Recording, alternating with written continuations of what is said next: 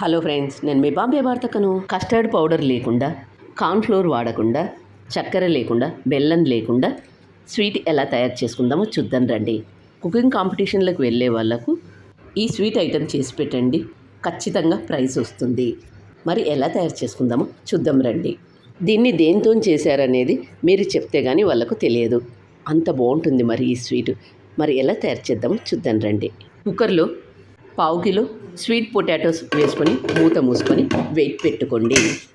Gas on చేసుకొని cooker పెట్టుకోండి. కుక్కర్కి 3 whistles వచ్చిన తర్వాత గ్యాస్ ఆఫ్ చేసుకోండి. కుక్కర్కు ఉన్న ఆవిరంతా పోయిన తర్వాత మూత తీసి చూద్దాం. స్వీట్ పొటాటోస్ ఎంత బాగా ఉడికాయో చూడండి. వీటికి పైనుండే తొక్కంతా తీసివేయండి. అలాగే మిగతా వాటన్నింటిని కూడా తీసివేసుకోండి. ఇలా తీసుకున్న వీటిని పక్కన పెట్టండి. ఇప్పుడు ఒక గిన్నె తీసుకొని ఇందులో 7-8 జీడిపప్పు పలుకులు, 7-8 బాదం పలుకులు, 1/2 గ్లాస్ నీళ్లు పోసుకొని 2 గంటల పాటు నానబెట్టుకోండి. ఒక గిన్నె తీసుకొని అందులో 1/2 కప్పు పాలు పోసుకొని కొద్దిగా కుంకుమ పువ్వు వేసుకొని పక్కన పెట్టండి.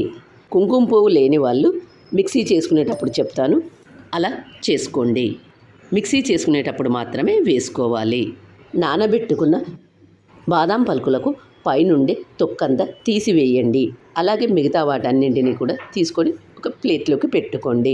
ఒక మిక్సీ జార్ తీసుకొని ఇందులో ముందుగా మనం ఉడికించి తొక్క తీసుకున్న స్వీట్ పొటాటోలను మిక్సీ జార్లోకి వేసుకొని నానబెట్టుకున్న జీడిపప్పు పలుకులను వేసుకొని తొక్క తీసేసిన బాదం పలుకులను కూడా వేసుకొని పాలల్లో కుంకుమ పువ్వు వేసి నానబెట్టుకున్న పాలను కూడా ఇందులో వేసుకొని కుంకుమ పువ్వు లేని వాళ్ళు ఎల్లో ఫుడ్ కలర్ వేసుకోండి.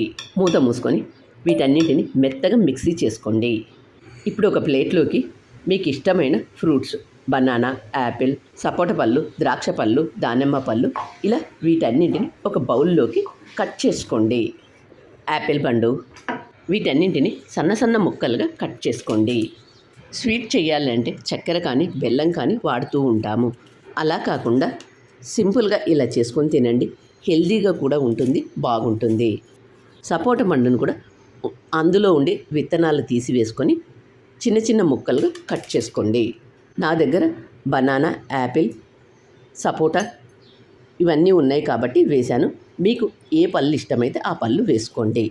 ఇలా కట్ చేసుకున్న దాంట్లోకి ముందుగా మనం మిక్సీ చేసుకున్న దాన్ని బౌల్లోకి వేసుకోండి. మిక్సీ చేసుకునేటప్పుడు ఈ బ్యాటర్ను మరీ పల్చగా కాను మరీ చిక్కగా కాను చేసుకోవద్దు, మీడియంలో ఉండేటట్లు చేసుకోండి.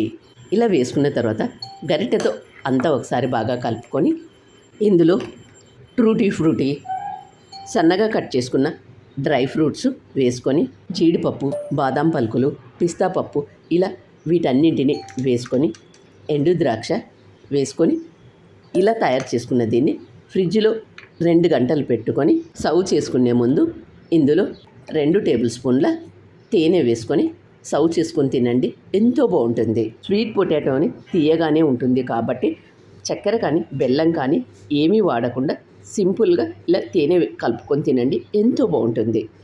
మీరు కూడా తప్పక ట్రై చేయండి. మరి మీకు ఎలా వచ్చిందనేది కామెంట్ రూపంలో తెలియజేయండి. వీడియో నచ్చినట్లయితే ఒక లైక్ ఇవ్వండి. మీరు ఇచ్చే లైకే నాకు ఎంతో ప్రోత్సాహాన్ని ఇస్తుంది. నా ఛానల్ను ఫాలో అవ్వండి, ఛానల్ను సబ్స్క్రైబ్ చేసుకోండి. వీడియో నచ్చినట్లయితే మీ ఫ్రెండ్స్కు, రిలేటివ్స్కు షేర్ చేయండి. Thank you for watching.